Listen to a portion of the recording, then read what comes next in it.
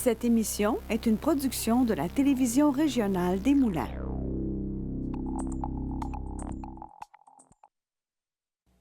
Aujourd'hui, au bulletin. Une toute nouvelle école secondaire à Saint-Lin-Laurentide. Le ministre de l'Éducation, Bernard Drainville, de passage. Inauguration du mur des donateurs pour la maison de soins palliatifs à Desmaures-Dion.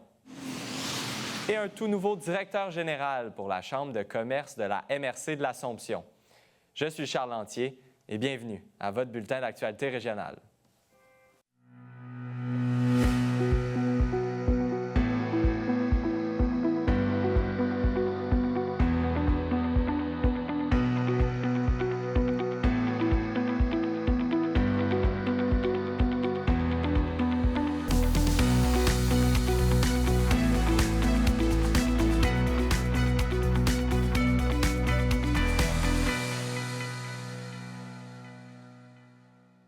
Bonjour, Mesdames, Messieurs. C'est lundi qu'a eu lieu la cérémonie de lancement des travaux de la nouvelle école secondaire de Saint-Lin-Laurentide, l'école L'Évolution. Pour l'occasion, plusieurs personnes étaient présentes sur place, dont le ministre de l'Éducation, Bernard Drainville. Ce projet a pour but de transformer le centre de formation professionnelle Montcalm et de transférer ses étudiants dans d'autres établissements afin de créer la toute première école secondaire de Saint-Lin-Laurentide. Voici le reportage. Je trouve ça formidable qu'ici, au Centre de service scolaire des Samars, ils aient utilisé un édifice existant, un centre de formation professionnelle. Ils le transforment en école secondaire. En fait, c'est 7,9, mais on a dû rajouter un autre 2. Finalement, on est autour de 11. Puis oui, on est très content d'être ici parce que c'est une très belle utilisation de l'espace. On manque d'espace, vous le savez, vous autres, là, Saint-Lin, puis dans la région, il y a beaucoup de nouveaux élèves à scolariser. Fait que je trouve ça très brillant, très intelligent. Ils prennent l'espace ici, le transforment en école secondaire, mais on ne sacrifie pas les programmes de formation professionnelle, là. Ils vont être donnés ailleurs, parce qu'il faut continuer à encourager les métiers, mais dans des espaces loués. Bon, fait que je trouve que c'est un bel équilibre. Puis c'est le genre de solution novatrice. Tu sais, quand on dit qu'il faut penser en dehors de la boîte, là, bien, je trouve que c'est une façon novatrice, créative, de trouver des solutions, tu sais, avec les problèmes d'espace qu'on vit présentement. Fait que je suis bien content d'être ici. Je trouve que c'est un bel exemple d'un centre de service puis d'une communauté qui s'est dit on a un problème, comment est-ce qu'on peut le régler, puis qui ont trouvé cette solution-là. On est fébrile un peu parce qu'on se dit, là, c'est vrai, là, ça s'en vient, l'école. Donc, depuis le 6 janvier, je suis en poste, on est en préparation. Mais là, la pelletée de terre symbolique, rencontrer les gens, bien là, on se dit que l'ouverture s'en vient, puis nos élèves vont arriver bientôt. On est allé rencontrer tous les élèves, que ce soit au primaire, puis les futurs élèves qui sont présentement à Saint-Roch-de-Lachigan. Puis la réponse est très bonne. Une école dans le village, à proximité. Donc, je pense que la population de Saint-Lin va bien hâte que ça arrive. Pour l'année 25-26, on va avoir des élèves de première, deuxième, troisième secondaire. C'est environ 300 élèves. Ce qu'on va avoir on va offrir 3 volets. Donc, on va avoir un profil art plastique, on va avoir un profil également multisport et un profil entrepreneuriat. On a une cuisine toute nouvelle pour pratiquer des ateliers culinaires. On a des laboratoires créatifs. On va avoir une plateforme extérieure. C'est plutôt rare dans les écoles secondaires. Habituellement, c'est avec la ville, mais là, on va avoir notre propre plateau avec une surface qui va ressembler à une surface de décaqué. Fait que ça, c'est très populaire chez les jeunes.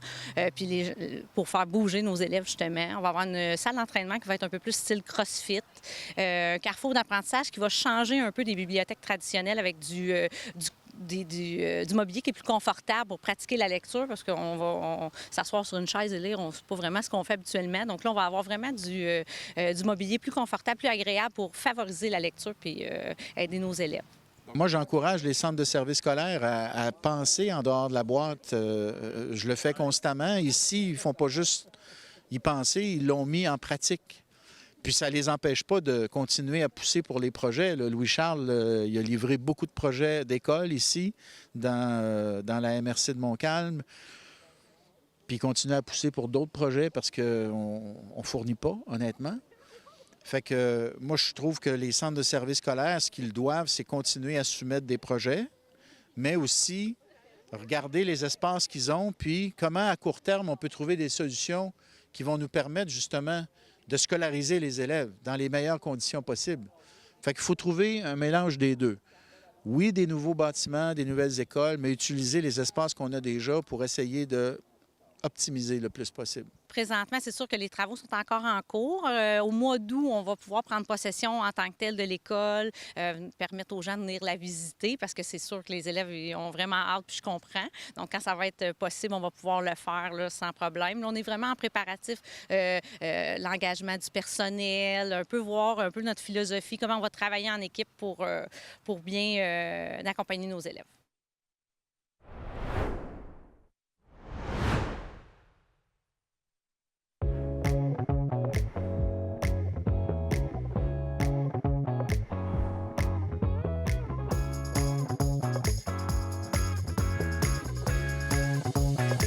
Bienvenue à Cuisine du Monde. Oui, c'est exact. Je comprends. Je dois dire que c'est très piquant. Ça bouge sur le table. Parce que la cuisine, c'est le patage. Oui. C'est vraiment très, très bon. Bon appétit. Fibre est de retour pour une deuxième saison. Chaque semaine, j'aurai l'opportunité de m'entretenir avec des entrepreneurs qui possèdent tous des parcours différents. On découvrira ensemble les diverses facettes de leur personnalité, leur motivation, les défis et bien sûr la passion qu'ils ont pour l'entrepreneuriat. Une nouvelle saison avec une nouveauté cette année, Fibre Extra. 8 entrevues avec des spécialistes sur le financement, le droit des affaires, les assurances et bien d'autres sujets afin de bien vous outiller. C'est ici même sur MaTV Lanaudière. Bonjour, je m'appelle Jeanne.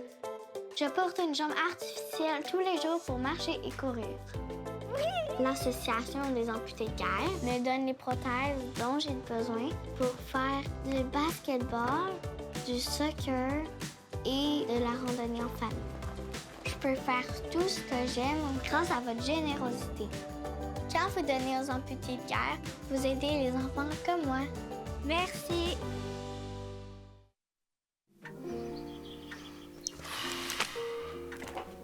Bon dimanche tout le monde et bienvenue à votre rendez-vous dominical, votre télé bingo. Bingo!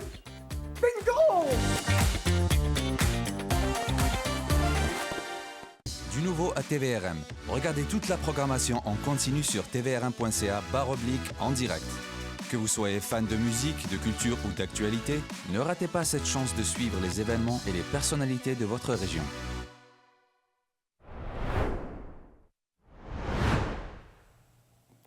Dans les derniers jours, la Chambre de commerce de la MRC de l'Assomption a nommé son nouveau directeur général. Il s'agit de Gabriel Méthode et je reçois dans le cadre de cette entrevue. Bonjour à vous. Bonjour, M. Lantier. Tout d'abord, parlez-moi de ce nouveau défi, mais aussi de ce qui vous amène là, à la Chambre de commerce de la MRC de l'Assomption. Oui, tout à fait. Bien, en fait, moi, en 2012, j'ai lancé mon entreprise de production vidéo, Gamette Production. Puis moi, dans les premières actions que j'ai faites, je voulais être membre de la Chambre de commerce de la MRC de l'Assomption. Donc, j'ai gravité autour de la Chambre de commerce depuis toutes ces années-là. En parallèle, j'ai travaillé chez Diffusion Hector Charland, une super belle gang que j'ai appris beaucoup là-bas. J'ai toujours été impliqué dans la communauté, fait partie de plusieurs CA. Je trouve ça important de participer à la vie communautaire. On a une région qui est riche. Des acteurs économiques incroyables. Donc, c'est pour ça que ça m'a amené à la Chambre de commerce. Je trouve que la Chambre de commerce a droit à son rayonnement. En fait, moi, ce que je tiens à faire de la Chambre de commerce, c'est d'en faire un allié pour les acteurs économiques, puis pour la région en général. C'est un peu ça de savoir quels sont vos défis, vos priorités, comment vous entrevoyez en fait dès le début, parce que vous avez même d'ailleurs déjà commencé à entrer en fonction. Jour 2. Jour 2, donc on vous reçoit au jour 2, mais parlez-moi de cette vision que vous avez pour la Chambre de commerce. Bien, en fait, ma vision est vraiment, je veux qu'on soit au service de nos membres. Essentiellement, oui, les chambres de commerce sont reconnues pour faire des activités de réseautage, puis je pense qu'il faut que ça reste.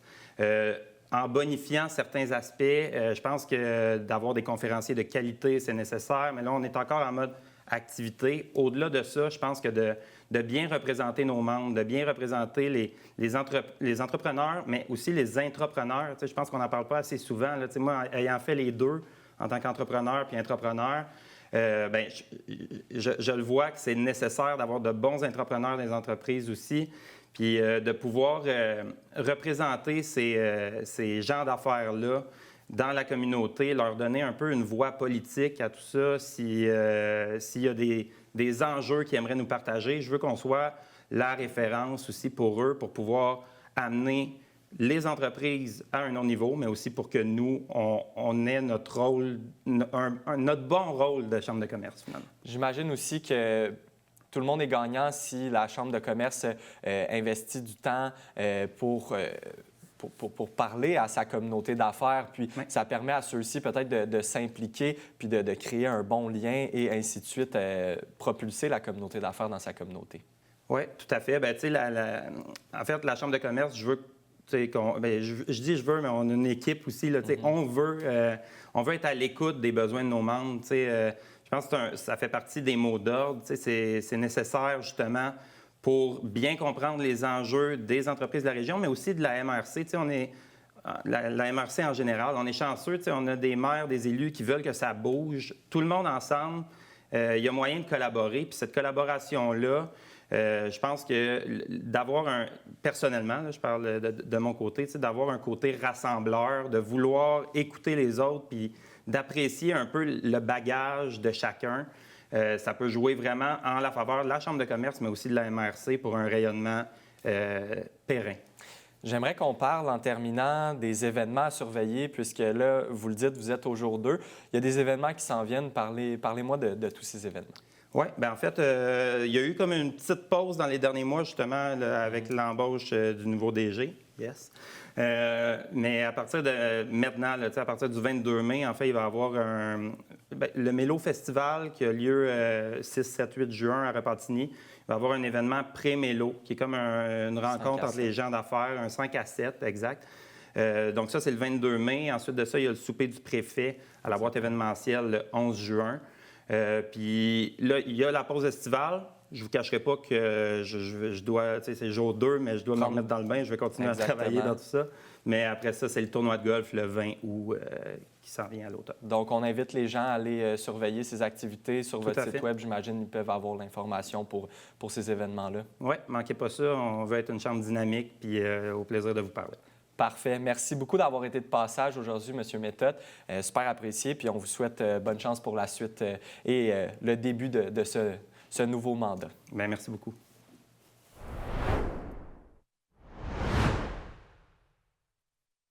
Rendez-vous sur le site de tvrm.ca. Consultez votre programmation, vos émissions et l'actualité dans l'anneau d'hier. Si vous désirez revoir ou si vous avez manqué un épisode, n'ayez crainte, toutes vos émissions se retrouvent sur votre site Internet. Devenez membre de TVRM, c'est contribuer au développement de sa mission et de sa communauté. Ne manquez pas votre bulletin en direct le mardi et le jeudi midi pour être informé de tout ce qui se passe dans votre région et plein d'autres émissions sur votre communauté.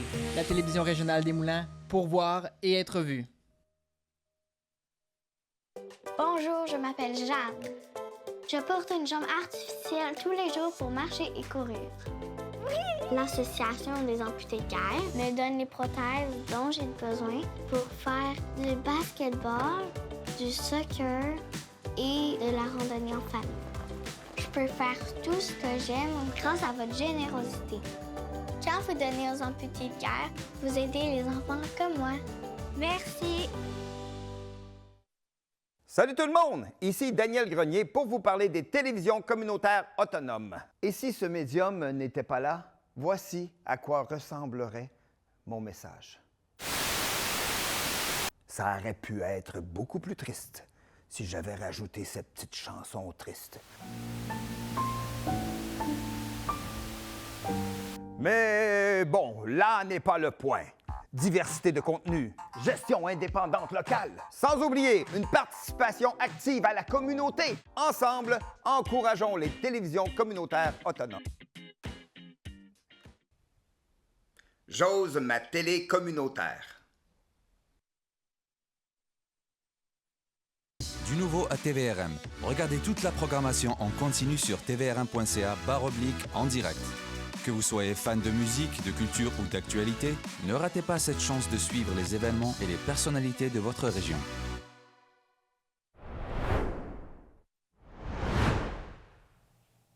Le Centre d'action bénévole Émilie Gamelin tiendra son 34e tournoi de golf annuel afin d'amasser des fonds pour le Centre d'action bénévole. Et pour en discuter, je reçois Anne Soucy, directrice générale du Centre d'action bénévole Émilie-Gamelin, ainsi que Mélanie Gélineau, directrice des opérations. Bonjour à vous, mesdames. Bonjour. D'abord, j'aimerais qu'on parle du Centre d'action bénévole, les grandes lignes. À quoi sert le Centre d'action bénévole? Le Centre d'action bénévole est là depuis 53 ans.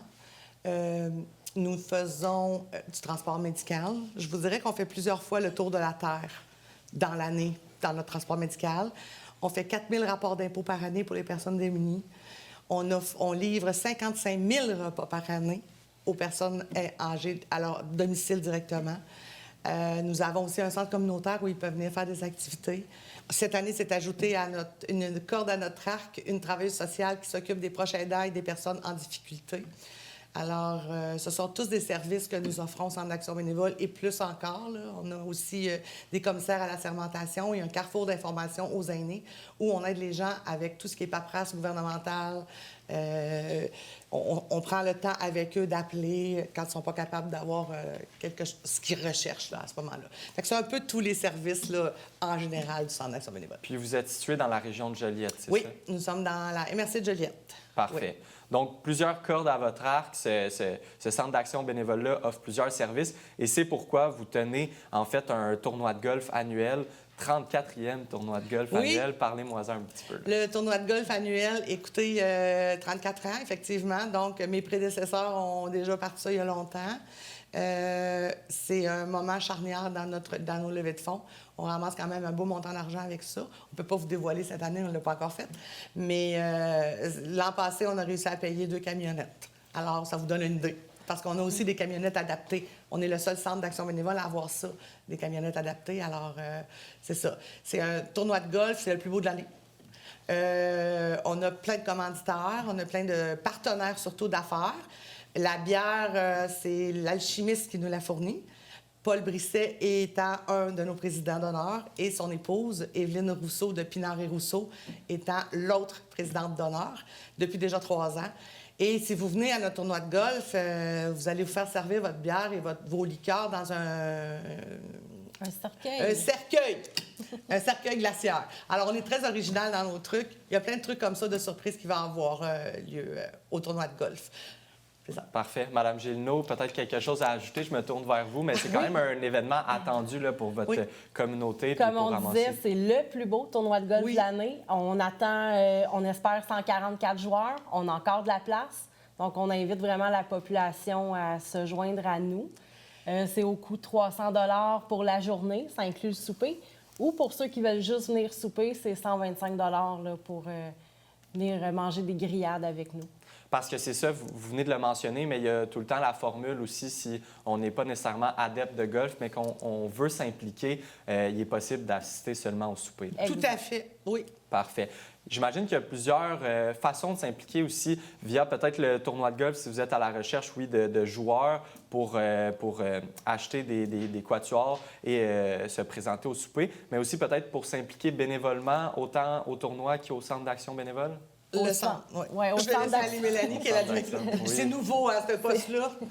Au centre d'action bénévole, oui, effectivement, là, on recherche toujours des bénévoles pour le transport, la popote, aussi pour nous aider dans les activités de levée de fonds. Au niveau du tournoi de golf, bien, ceux qui ne veulent pas jouer nécessairement, il y a moyen de faire un don ou une commandite. On a également un encan en ligne qui va être offert à partir de ce vendredi. Donc, on peut miser sur les articles, puis tout ça va dans les fonds ramassés pour le tournoi. J'imagine que les gens qui s'impliquent bénévolement font une réelle différence autant que les gens qui donnent un don en argent. Mais de toute façon, ça le dit, Centre d'action bénévole, si les bénévoles n'étaient pas présents, on n'aurait pas de Centre d'action bénévole. C'est le cœur de notre entreprise. C'est vraiment des gens qui donnent du temps et qui donnent de la générosité. On est chanceux, on a autour de 350 bénévoles. Alors, on est un des câbles qui en a beaucoup. Vous voyez, ce soir même, c'est notre soirée reconnaissance pour nos bénévoles ce soir. Alors, chaque année, on souligne leur dévouement. Mais oui, vous faites une différence dans la vie de gens qui sont très démunis. Parfait. Donc, je le rappelle, 28 mai, midi, Club de golf Montcalm, et les gens peuvent aller chercher l'information sur votre site Internet. Donc, merci beaucoup à vous, mesdames, super apprécié. Merci. Puis, on vous souhaite un bon tournoi de golf. Bien, merci à vous.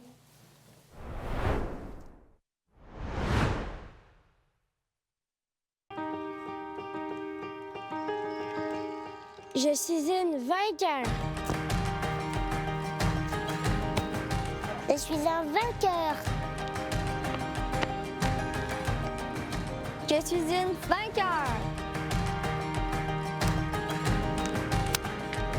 Je suis un vainqueur. Je suis une vainqueur. Une membre du programme pour enfants amputés des amputés de guerre. C'est grâce à vos dons.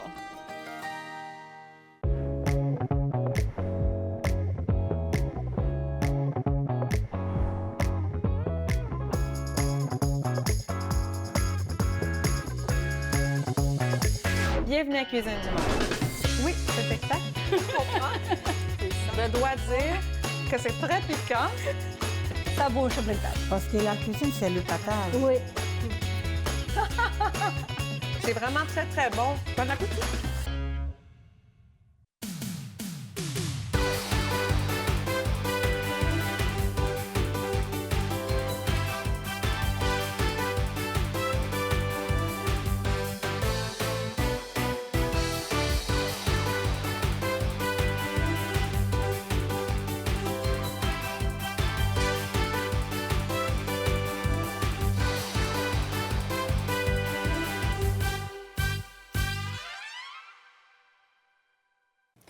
Fibreux est de retour pour une deuxième saison. Chaque semaine, j'aurai l'opportunité de m'entretenir avec des entrepreneurs qui possèdent tous des parcours différents.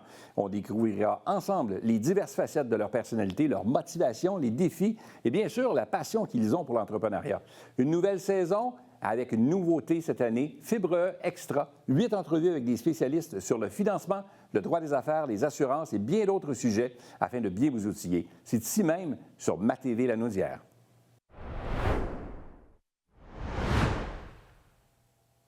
La maison de soins palliatifs Adhémar-Dion, située à Terrebonne, a procédé la semaine dernière au dévoilement de son tout nouveau mur des donateurs.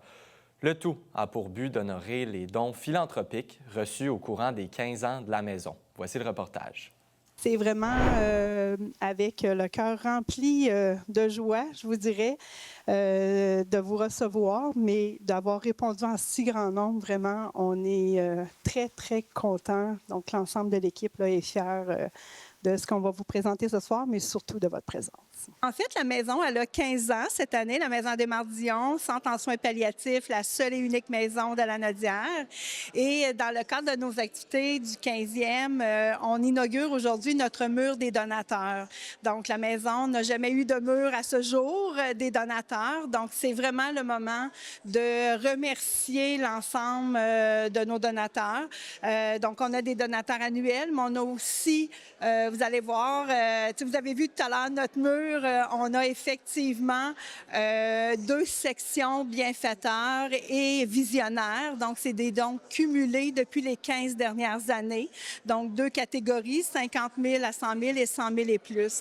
Et notre tableau des donateurs, c'est, comme je disais, il y a une partie avec 2 œuvres d'art pour l'unicité de la maison. Donc, on s'est dit que le tableau, il fallait également qu'il soit unique, il fallait qu'il soit vivant.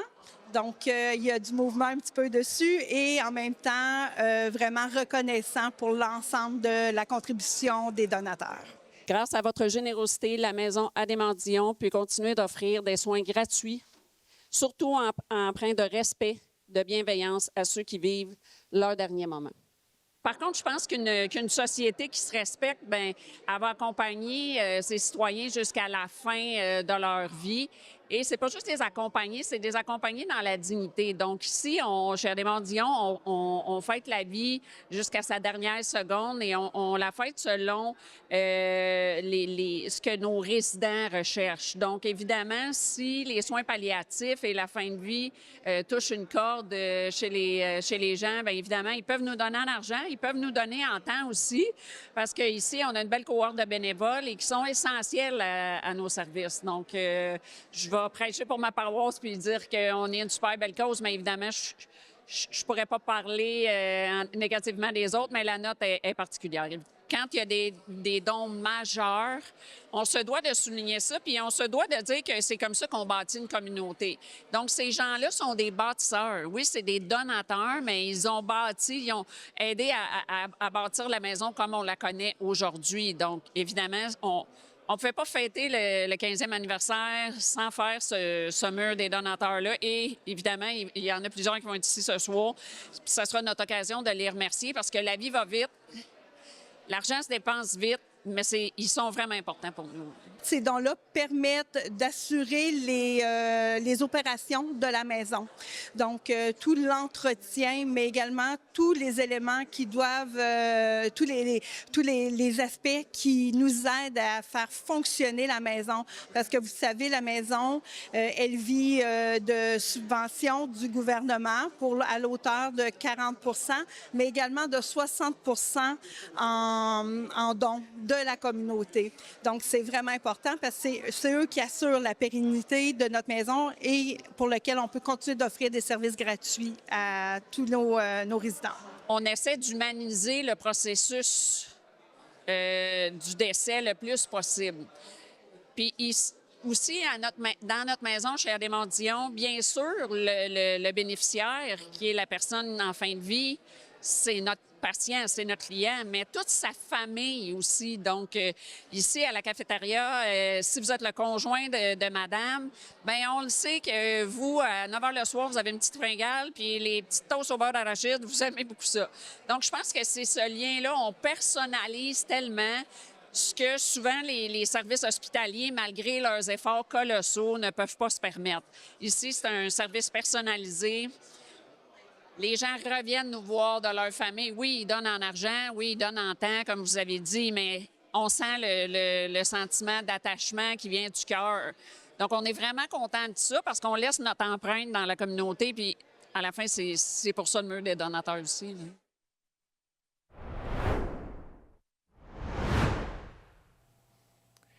C'est ce qui conclut votre bulletin d'actualité régionale au nom de toute l'équipe. Merci d'avoir été des nôtres. On se retrouve ce jeudi. D'ici là, vous pouvez consulter le site Internet de TVRM ou encore notre chaîne YouTube afin de voir ou revoir nos émissions. Restez à l'antenne puisque c'est Fibre qui suit, animé par Pierre Berthiaume. À bientôt.